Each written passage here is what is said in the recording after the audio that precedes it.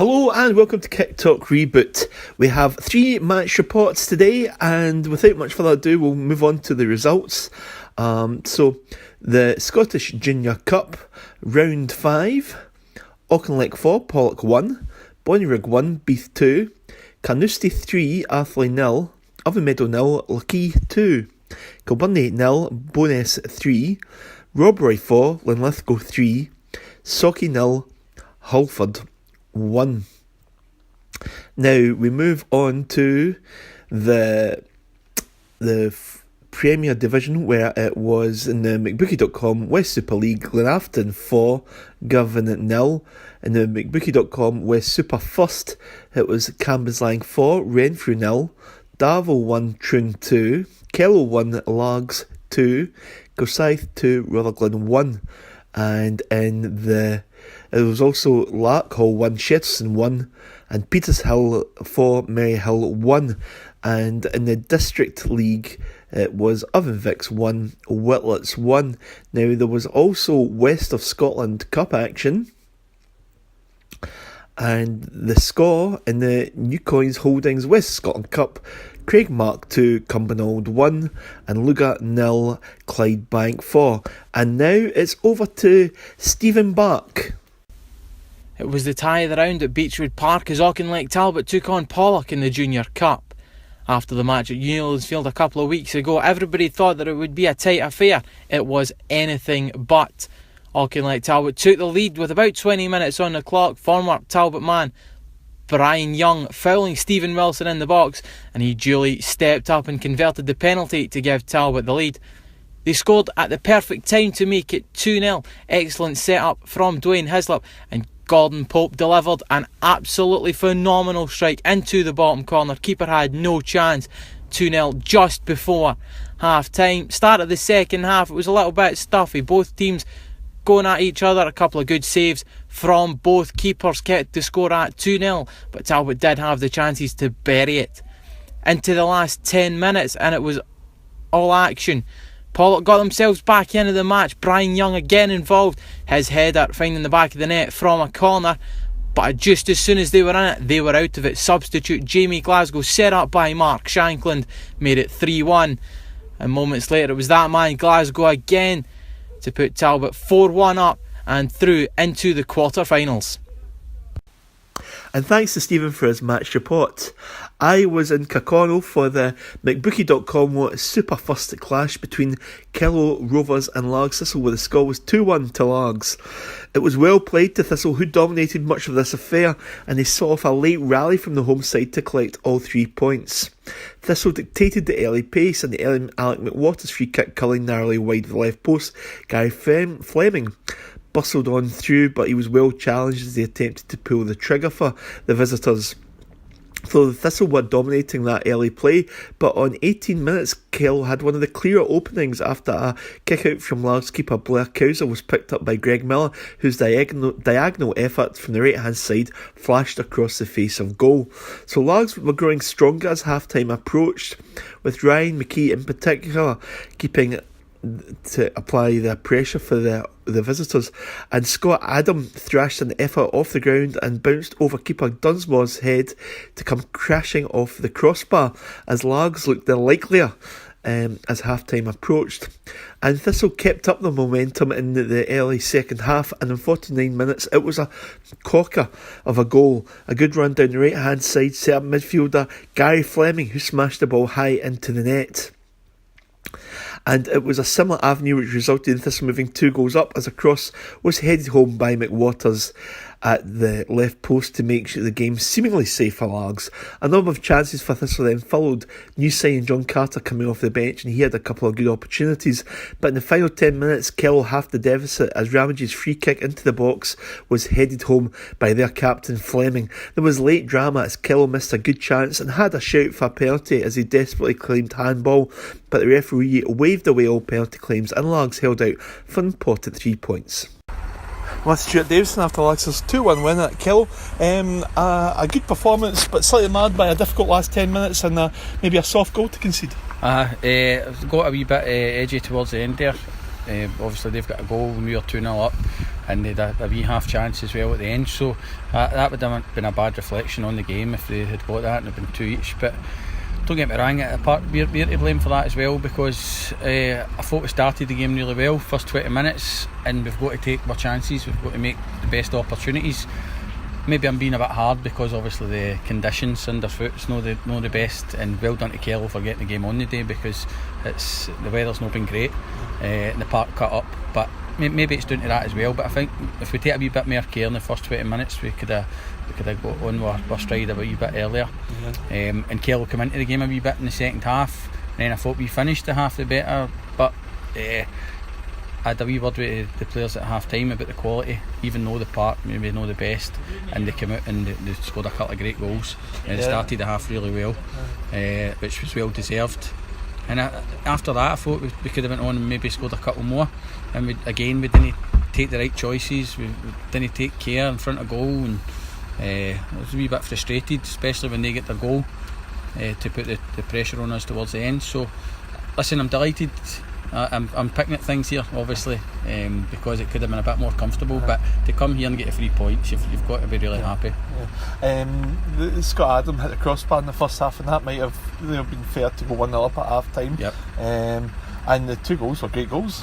Yep, that's it. We had a couple of chances in the first half. Addy's hit the bar. There's been a couple of shots blocked around about the line as well, and it had been deserved to get a goal. Yeah. But listen, I've got to commend the players for, once I had a word with them at half time, they come out and they added that wee bit of quality. It was a great goal for Gary Fleming, great finish. I think it was Jamie Campbell putting a good cross, and Gary's finished it brilliantly. And the second goal, Ryan McKee's put a good early cross in for Alex McWaters. Wee Sky in the Park gets up at the back post to header it in. So delighted for him as well, because he put in a great shift. Take away that Alex is good in the ball and plays. He done a hell of a lot of work today in tracking back, as did most of the players as well. It was a good performance all round. I thought Ryan Key as well in that first half was really getting in front of the players, and it was a difficult part to master. He seemed to be having a fair, maybe he's used to these grounds a wee bit down here as well. That's it. Ryan's a great asset for us, because he can turn teams, he can get in behind. He's quick and he's also strong. And I felt he was doing that in the first half, but maybe he was getting to a certain bit and we weren't getting the cross in. He was maybe taking the extra touch, and maybe the striker's runs were killed when he takes that extra touch. So in the second half, I spoke to him at half time just to try and do it that wee bit earlier. Once he gets his yard, once he gets away from his defender, put it in, and that's what he done for the second goal. And it was a great finish for Alex as well. Those last 10 minutes were quite dicey at times. There was a few wee chances for Kello as well, right at the death. Oh, that's it, and I was very frustrated on the touchline, because it came to that when it shouldn't have. And obviously I praised the boys in the dressing room for the hard work and for getting the result here, but also pointed out the fact that it could have been so different if they had maybe took one of the wee chances late on. And as I say, it wouldn't have been a correct result, but we've got to take care of our business when we get the chances and not let the other teams get the opportunities. So Rutherglen away next week, so it's another away adventure. You've got quite a few still to come. And what's your kind of thoughts on that one? Well, Rutherglen, it'll be a hard game. They gave us a good game at Barfields as well. We managed to come out on top on that. But they've got a wee bit of quality in their team as well. Hard working, and it's always a hard place to go to, Rutherglen. But we've proved that we've went to places like Maryhill, Darvel, Kello, and we've picked up the points, and I feel as if we're well equipped to go and do that again.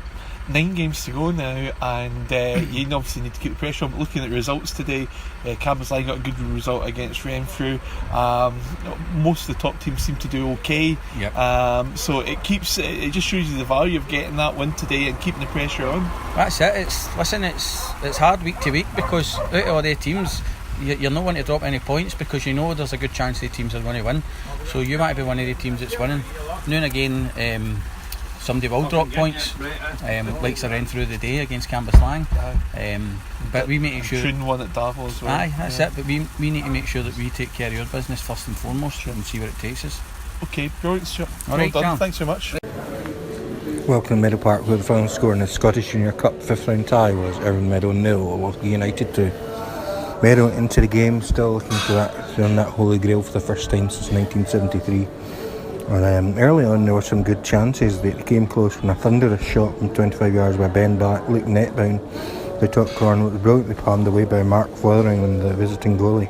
Meadow came so close in 24 minutes when Ryan Kern was side-footed inches wide from 16 yards. Then a minute later, Fotheringham clutched a 16-yard shot from Eddie McTiernan on the line.